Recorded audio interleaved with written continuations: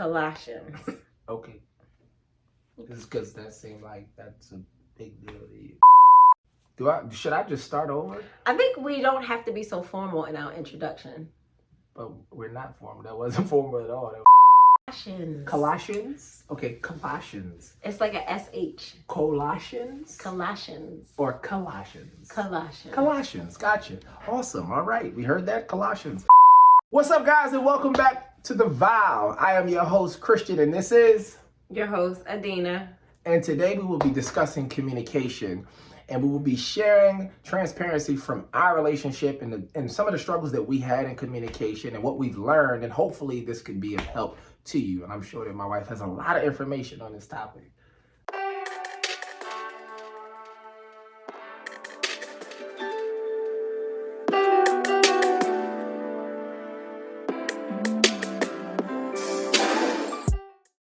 So before we came, which is funny, I was going to share a scripture, and it's Colossians, because I was corrected. I said it wrong. Colossians 4:6, and it says, "Let your conversation be gracious and attractive, that you will have the right response for everyone."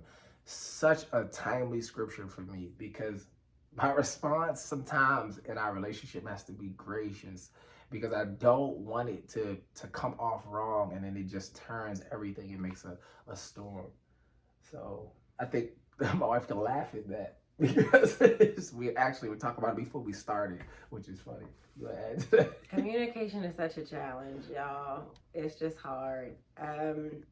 Just being real, it's hard. And it was hard. It still is hard. It will forever be hard. I think everybody says communication is key, and it is one of the keys. I think there are several keys to a successful relationship, but communication is critical.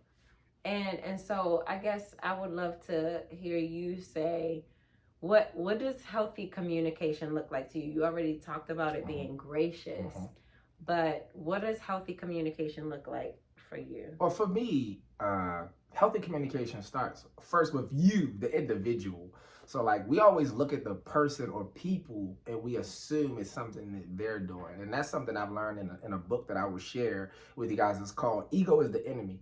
And in communication, what helps with me a lot is like confronting myself and being like, it's really you, your ego, and how you're perceiving it. Like, perception of a message is everything. It may not be meant that way, but I perceived it that way. Now, if I'm doing proper self-work, then it's like, well, really, I'm having a problem. It's not the person, which is why, like, sometimes if you're having a bad day, like, multiple people rub you the wrong way. It's not them. It's actually you. You're just in a space right now that certain things are triggering an emotion, and you're just not having a good day. So what I've learned in our relationship is I might not be having a good day, and it may not even be her. It just might be me. And I may fire off the wrong way or respond, and then that triggers something in her, and then, or vice versa. And something that's small ends up becoming a big thing. For me, so ego, for me, and I'm sure that most men looking at this, if you've been honest with yourself, because we're testosterone driven, is ego really gets in the way of our communication, which is why sometimes we suck at it early in life. Yeah.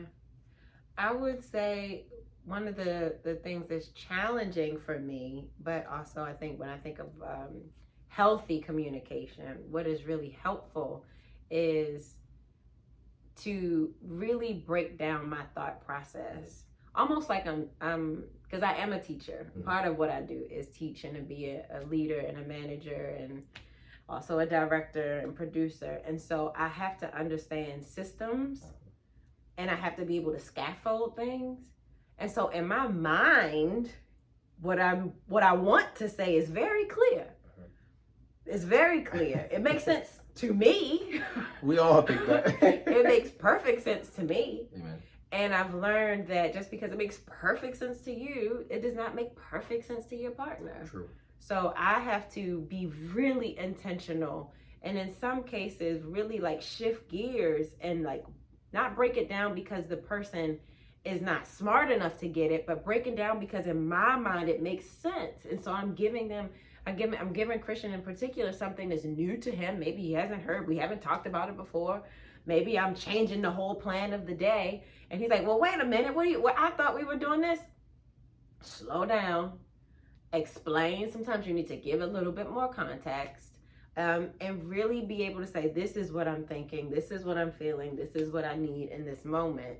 And it really does cause you, there is a very real, sincere need for self-reflection in those moments. Great. Because when you do slow down and say, you know what, let me pause because I'm not communicating the way that I need to be, you often realize that in this moment, I need to really share what I need and what I'm going through and what I'm feeling. And so you have to be reflective enough, in, like you said, in your own skin and about what's going on within yourself to be able to articulate that to somebody else. So the self-work is real. It is. It's a really important part to healthy communication. You are not going to be able to talk to your partner if you can't get through your own thoughts, right? Like if your own thoughts are chaotic, how in the world do you think you're going to express something to somebody else? So that is a thing that has helped me, really like shifting, slowing down, even if I feel like I'm going in reverse, because it makes sense to me, but it has to make sense to my partner. Or if not, it's just a jumbled mess, and then I'm frustrated and he frustrated and nothing gets done. Yeah, and that's right on point. I mean, we basically are saying the same thing, is you got to do the self-work. And in a relationship, a lot of things are self-work, and because you're in a relationship, work that you need to do on yourself may reveal itself in your relationship because it's a problem in you, but you're connected to someone else. So that is super important. I'm a big advocate for self-work. Like I'm telling you, gentlemen, I only can speak from us. Ego, especially as a former athlete, it's the ego. It's really not your friend, and it's also who you think you are. Sometimes gets in the way of the proper way to say things or receive things, and you're having an identity issue, especially if you're coming from an athletic background. Or in a background where you're cheered a lot and people look at you and revere like a talent that you have. It can really play, mind games with you. Why is it that it's so hard to do? Like, I mean, and you're talking about ego, but I mean, if we really kind of pull at the root, even of your ego, it really feels like communication is a challenge because of a person's fear of being vulnerable and being able to articulate what they need, right? Like if I really feel safe with you, then I can come and say whatever I need to say. That's true. And know that you're not going to judge me, right? Know that you're not going to look at me differently. Know that you will respond with love and graciousness, right? Like, but I think it really is a fear of being vulnerable. And I think that like that fear of vulnerability is actually just trust. Agree. Right? Like if I don't trust that, and I'm not talking about like that surface level trust, no, like that when you're 16 years old, it's like deep trust. I hope he's not cheating on me. That's something different. But it is I trust you with myself. I trust you with my soul. I trust you to hold and to care for this entire being. And if I really have that sense of deep trust, then there is no fear of vulnerability, and I can be open and I can be sensitive and I can share my concerns and know that you're not going to be like, you're weird or I don't know where that's coming from. Like, you know what I mean? Agree. Because I can just be vulnerable. I can be myself. And I think most couples don't have that deep trust. I agree. I think that we stop at the commitment level. Like that's what we think of as trust. Like Levels. I'm committed to you. But that doesn't mean that you're sharing your heart with a person. You know what I mean? And so I think the communication actually, yes, is key. But if you dig and really pull at the root, it's that ego. It really is self-work. And it's about trust. Being able to really look at a person and be like, yo, I trust you with me. Facts. I trust you with me. And I can communicate whatever I need. And sometimes it may be messy, and that's okay. Like sometimes it might be messy. and then it's all right. It is. It's not You gonna may always be not pretty. always say it the way that you imagine it should be said. You may not always receive it the best way, but when you trust, right? Like when you really deeply trust that this person loves you and got your back and has all the best intentions, you can kind of get through the mess and find whatever that morsel of truth is.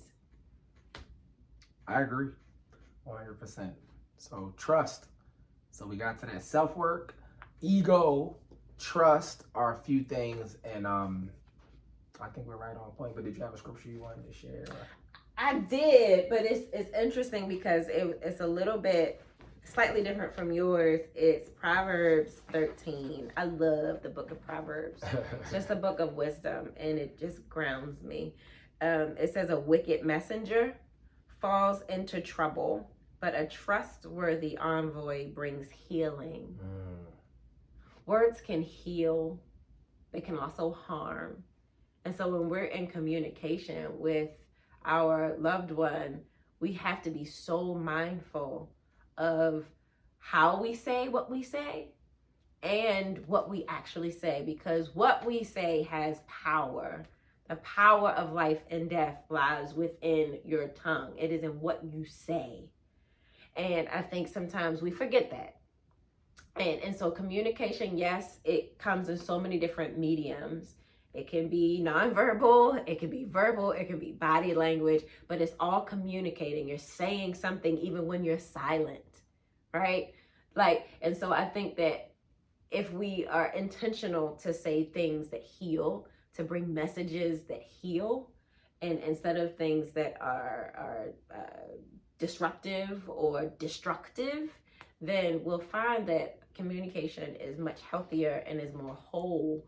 And again, that starts with you, right? Like you're the messenger. In the end, that's really it. You're the messenger. The individual is the messenger. Yeah. So. No, and absolutely with the power of words, and you got to think about that in this context as well. Like trust takes time to build, but you can hurt somebody in an instance, right? And you can lose trust with one word, with one action, and then you take years to earn trust. So it's one of those things where like one missed payment hurt your credit, but it takes forever to build your credit up. It's almost a parallel to the same thing in relationships, like your credit score, your relationship. If you want like an example that's practical, that's a great one. That trust takes time, just like good credit takes time. But you can destroy your credit by missing one payment. And you can hurt your relationship by saying one hurtful word or one thing. So being thoughtful and speaking in love and self-work, like I keep coming back to that because it's really just you and you have, and transparency and trusting someone to share your vulnerabilities and like maybe childhood traumas and things that you have going on in your psychological, processes every day. But if the person you're in a relationship with doesn't know that you struggle with something, which is hard to get to that point to tell them that you have that struggle, then it's hard for them to communicate with you properly because they don't know what's going on in your mind and what you struggle with and what are your triggers. That word itself, trigger, is a big thing for me, which helped me a lot, especially as a young man, which identifying my triggers, that helped me a lot. I used to write down things and I had to figure it out, like to get angry but not know why you're angry, to be insulted but not know why you're insulted. That just lags a cycle that constantly happens. It never changes because you don't know why you feel that way. You don't know what's triggering it. So you got to identify your triggers in a relationship and you should talk about them. So if it's like, if you come from broken relationships or always being left, and it may be a word or an action that has a trigger that comes with it, and all of a sudden you feel like you're in that place again instantly because they triggered a wound that has never fully healed. You got to communicate that. After you figure that out with you, that's the self-work you got to do. And then that has to be communicated with your partner, because if you don't know your triggers, it's very hard to build because I don't even know what you're doing that's offending me. That's real. It's real. That's real. So what does healthy communication look like in your eyes? It looks like sharing. It looks like receptivity. It looks like an open heart. It looks like messy sometimes. It does. But I think that there's beauty in that mess. I think that sometimes, I think we're learning. And the beauty of your relationship is this human is going to evolve. Amen. Right? The person that you're with is going to evolve. Amen. You as an individual, you are going to evolve. And so the way that you talk to this person has to also change. When we met, we were kids. I was 20 years old when I met him. And the way we used to talk to each other is not what you're seeing now. This is growth.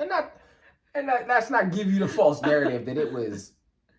We've seen worse, but it wasn't the healthiest. No, it wasn't. It just wasn't. We've learned. And that's because we have matured as individuals and as a couple. And so it takes time. And so in 10, 15, 20 years, it will be at another level. That's true. You know, but it really requires, the scripture says love is patient, it's kind. That patience is important. You've got to listen, right? And once you know those triggers, you stay away from them, right? Once you know the sensitivities, once you are completely aware of the thing that will kind of set your partner off, stay away from that. Yeah. Right? Like it ain't worth it. You don't fight behind the belt because again, you don't below the belt is the term. But because again, it's hard. It harms. It really does harm. And it's hard to my father used to say, it's funny, trust and communication are so linked. He would say, trust is like a bathtub. And you pour the water into the bathtub, right? And it fills very quickly. And then you plug it with whatever the stopper is. When you break trust, it is like pulling the plug and all the water comes out of the bathtub. And the only way you can rebuild trust is one drop at a time. And it's so funny because when you break trust, you also usually stop talking to a person. Right? Like it's just, we ain't talking at all. I'm just mad at you. You hurt me. You said something that was unkind. You did something that really embarrassed me or disrespected me or hurt me. And now I don't want to talk to you at all. Right? And so I'm hurt. Right? I lost a little bit of trust and I'm not talking to you. Right? So we just in a unhealthy space. And it does. It's almost like it really is one drop at a time. And you have to be patient in that refilling process. And you have to be willing to talk and listen. You have to be willing to talk and you have to be willing to listen. And you have to be willing to share those vulnerabilities from childhood, past relationships, fears, not just within your relationship, but what's going on in the world, right? Like sometimes I'll just be like, Chris, I'll just come and sit on the couch and be like, COVID is really a trip, right? Like I don't have to process this thing by myself.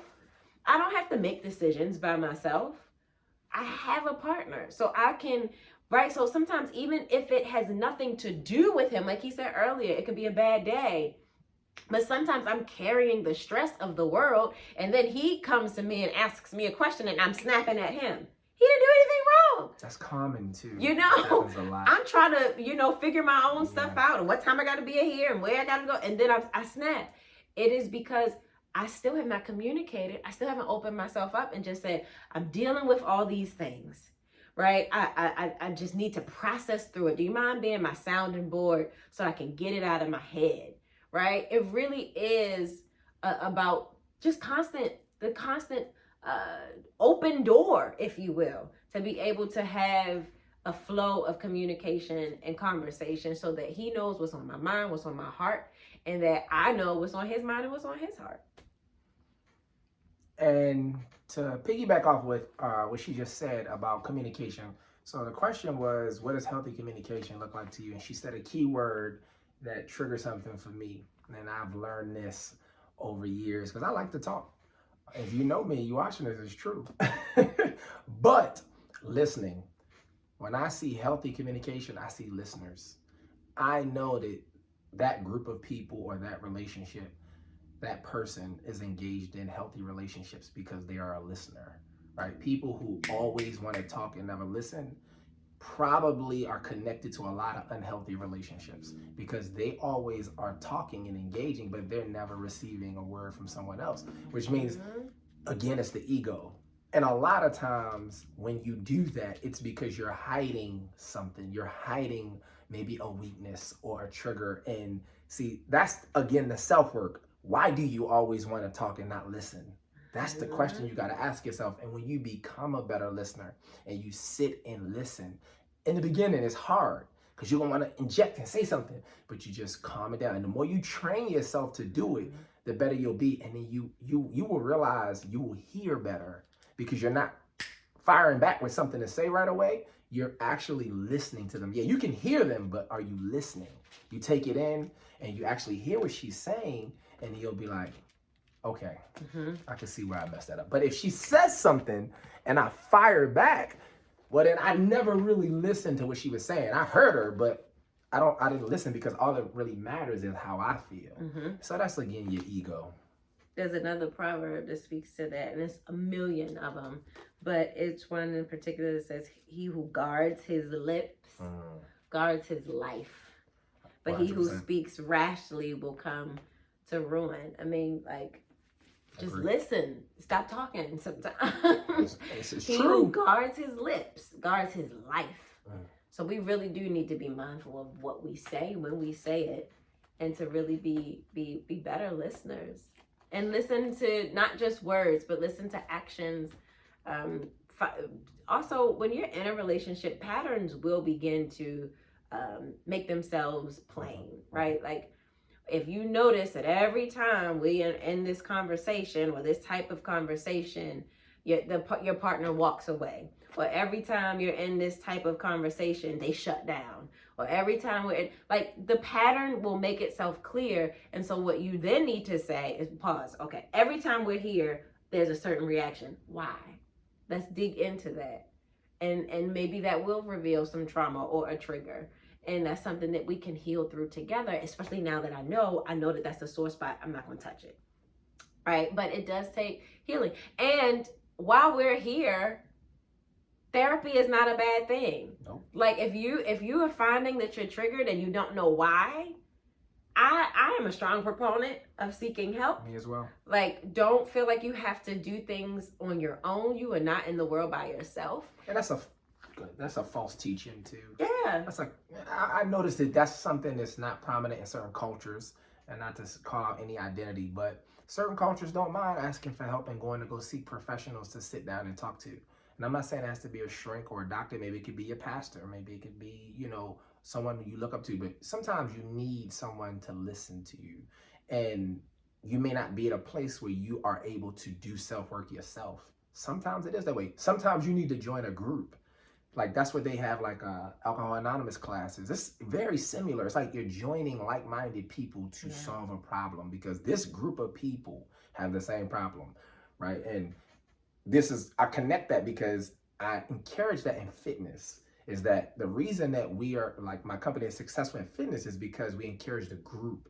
It's a group of people struggling with a health crisis. So that way you bond together, and usually someone in that group has the same struggle as you, and you draw strength from them, and they have answers and you have answers. And the more you share, the more you listen, the more the problem, reveals itself. And you can't correct what you don't know is a problem. That's too. That's right. Like, if you one of these people who always think you're right, that's a big problem. And if that's you, I'm asking you right now, deal with it, because you're not always right. Trust me, no one can be always right.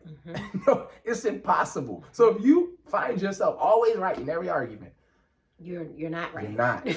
That's the problem, because you think you're right. And again, that takes humbleness. It does. It takes all the fruit of the spirit, man. Like, and when you are dealing with people, any type of relationship, you got to be patient, and you got to sit back and be quiet sometimes. Patience is a virtue. It is.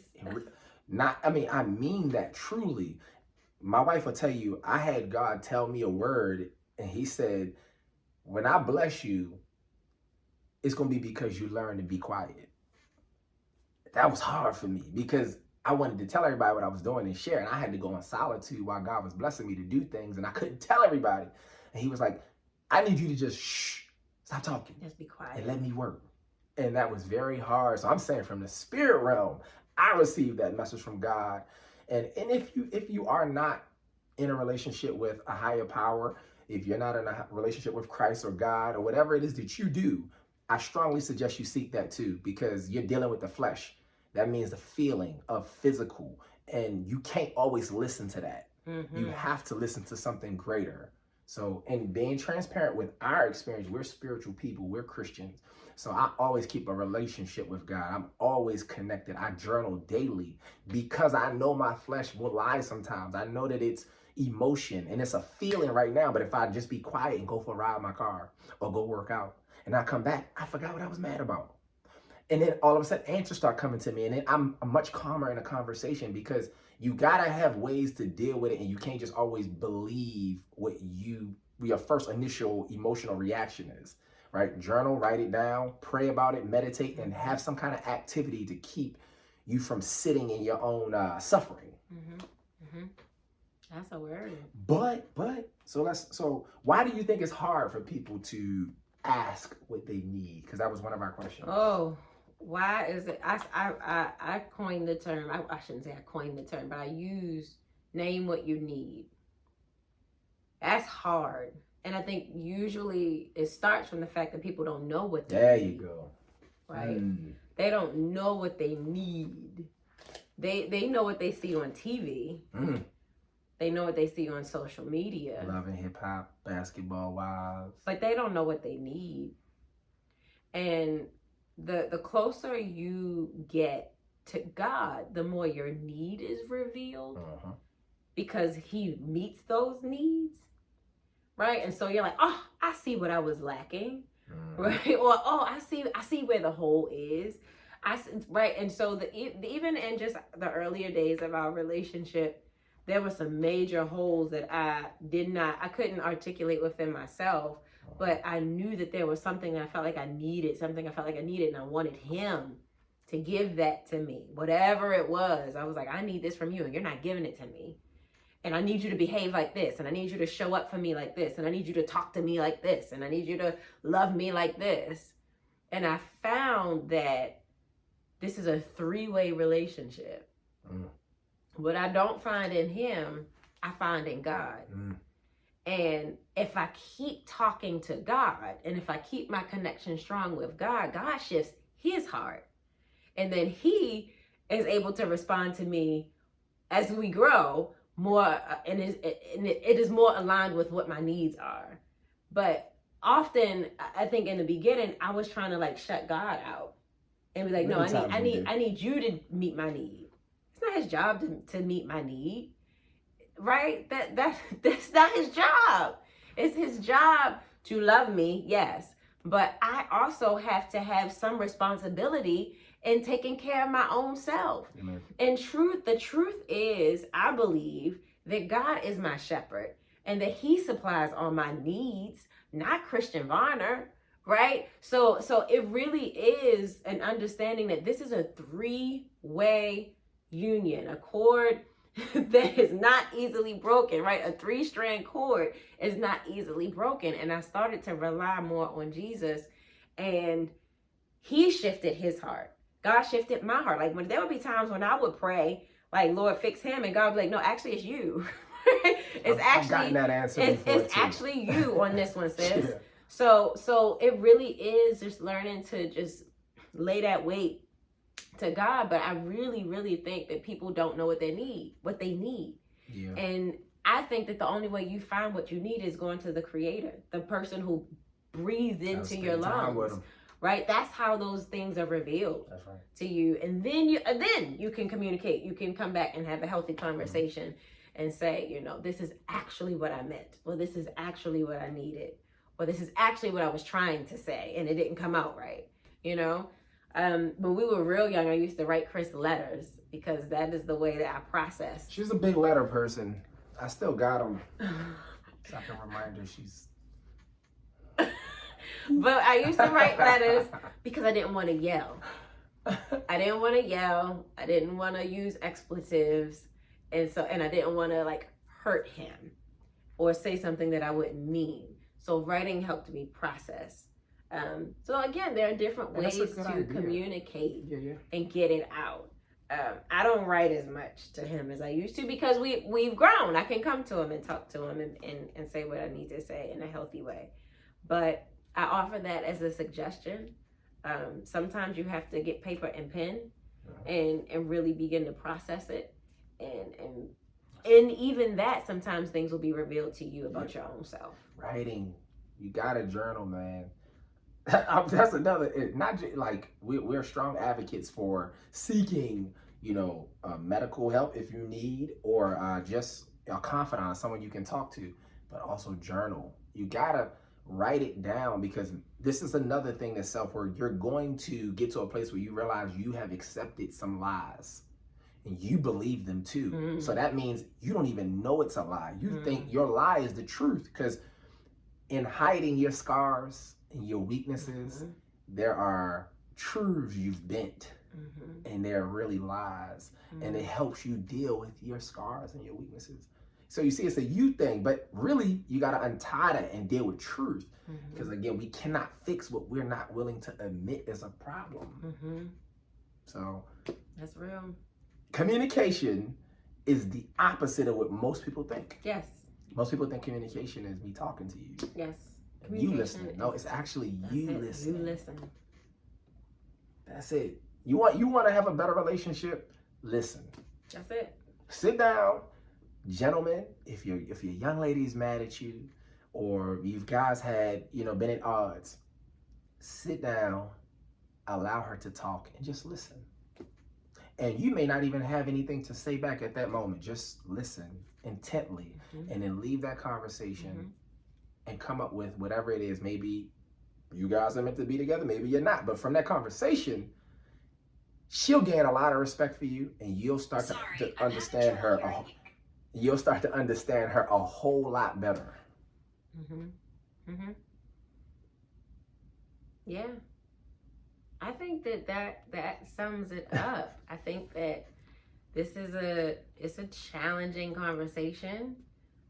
Like I said, we still go through our challenges with communication. I don't always say things right. Neither does he. We was challenged before we started filming. Oh my gosh. Communication, but it's all good. Again, it was horrible. Finding a person, and maybe you're not married. Maybe you're watching this and you're seeking to find someone. Listen. Finding a person that's equally yoked and a person who is of character and wants to be on a journey with you.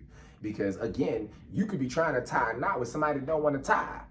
So you trying to communicate and become better, and they not trying to do that. You got to be equally yoked. You got to both be on the same page, that you are both seeking a higher self, like a higher you, a better relationship with God. If you were the person who they're seeking daily, then you are seeking together daily.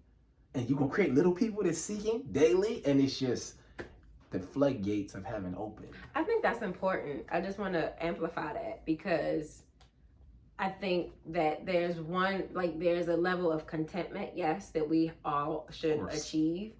But if you don't want anything out of life, out of this experience, and you're partnered with somebody that is misaligned, right? Or if they do want something, if you don't want something and they do want something, you are always going to be butting heads. Always. Right? So you want to make sure that you are with a person. Yes, we say equally yoked, but really it's a person that's like-minded. Yeah. Right? If you good sitting at home doing nothing, not growing, then go get a person that's good with sitting at home, not doing anything, not growing. But if you actually want to start businesses, you want to start ministries, you want to, go out there and travel and see the world, you want to grow, then you need to be with someone who shares that same passion. So it really is. And then you'll find communication easier.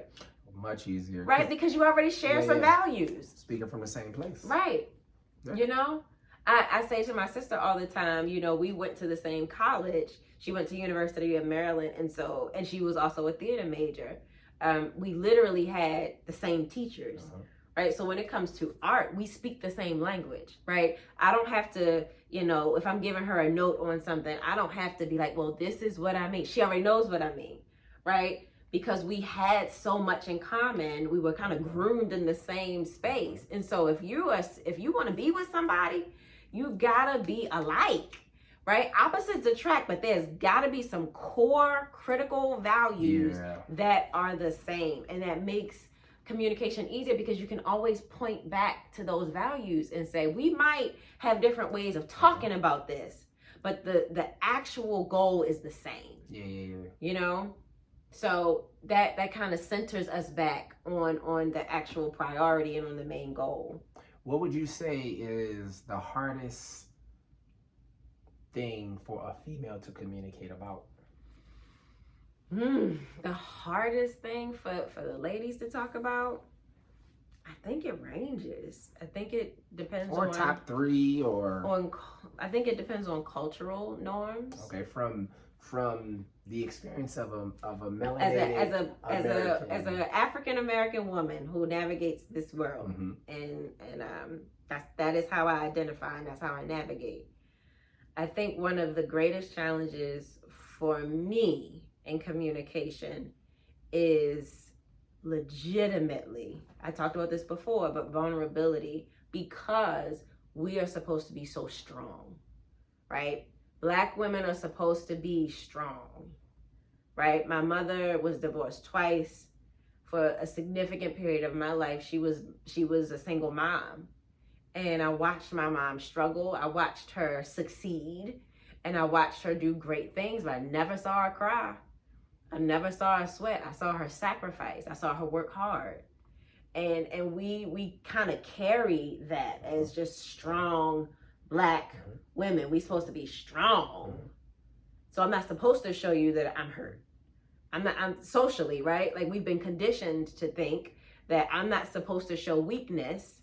I'm supposed to be like, you can leave and we'll be okay. Truth is, if he left, we'd be heartbroken, right? But I'm afraid to say, don't leave me, right? Right? I'm afraid to be open to say, I love you, don't leave, right? So I think that strength has actually done us a major disjustice or injustice, because we're so busy trying to be strong that we're not allowing ourselves to be human, right? Like, people need to be handled with care, not because we're fragile, but because we're human. And I think that socially, we're so worried about being tough that we don't allow ourselves to feel. Yeah. So I think for me, just me, as a millennial African American female, the hardest shift for me to make in communication was, I don't have to be strong right now. I just need to be human. I don't have to be tough. I don't have to walk around and try and act like I can manage it all and that I got it all under control and it's going to be good. No, I just need to be a human and share my humanity with you and share how I'm feeling in this moment. Yeah. Well, the same question. Like, I throw the same question to you. No, I'll take the same question and try to tie it in as we bring it to a close. But for men, and this is an easy one. The hardest thing for us to do or to communicate about is being hurt. Like, a man don't want to ever show his weakness or show that he's emotional or down. So we always want to have the perception that we're okay, that no matter what it is, and that's not true. That's not true. Men get hurt just like women get hurt. Men have their feelings hurt just like you may not show it, but your feelings were hurt. And I think that is also like a faulted teaching. It's a faulted like a way of learning as you come up of masking your emotions and never dealing with it. And you start to develop this dark side of you because it's there. It never went anywhere. Like, and if you're hurt, it's okay to be hurt. I got a saying, it's okay to not be okay, right? I don't think it's okay for any man to think that he can never have his feelings hurt, and he goes about life and somebody hurts him and he doesn't tell him and he feels like that's being a man. I think it doesn't. It brings up a man who is angry and always wants to push hurt upon other people, because hurt people hurt. So when you see a very angry, aggressive man, he's been hurt before. Mm-hmm. So he wants to Mm-hmm. hurt. That's all it is. You don't want to hurt people when you're happy and love yourself and feel good about what's going on with you. And to speak to what she was saying, like a lot of our women are raised by single women or boys not raised by their dad, and you get the wrong message. Then you end up having a union and you bring in those toxic mentalities, like the man having no man around to show him how to be a man. So he don't know how to go out and get it, don't know how to get up before the sun is up, don't know how to hunt.